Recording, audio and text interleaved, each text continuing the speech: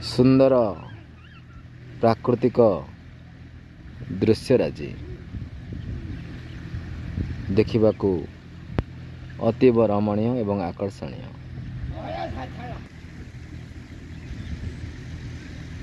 दृश्यराजी को संग्रह रे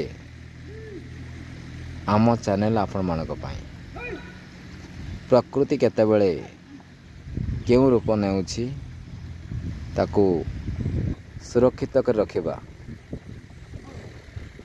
आम काम आपण मानक पाई।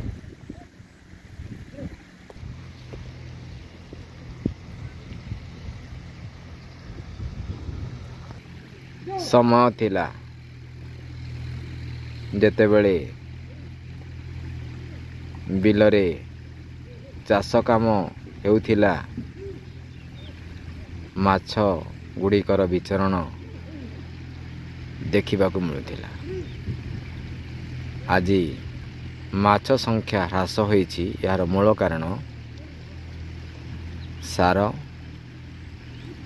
एवं विभिन्न कीटनाशक प्रयोग एवं प्रसार प्रक्रिया को नहीं जैविक प्रणाली रे चाष करिबा पई अनेक चिंतन प्रक्रिया आरंभ होइथिबा बेले सहज सुलभता को गुरुत्व देई आज रासायनिक बा केमिकल द्वारा कृषि कार्य को विकसित करने पई योजना करा जाउछि।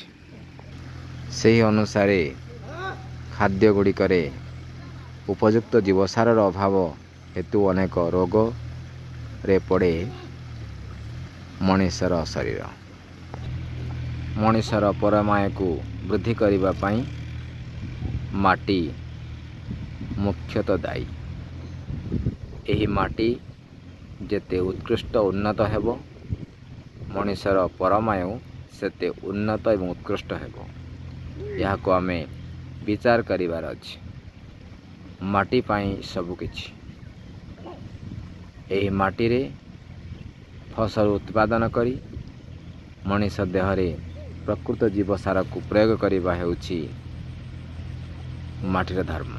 ए धर्म को आमे हलवा गीत आउ शुणा मिलू नहीं कारण नंदकिशोर बलंकर साहित्य धीरे धीरे संकुचित होगा बसिलानी।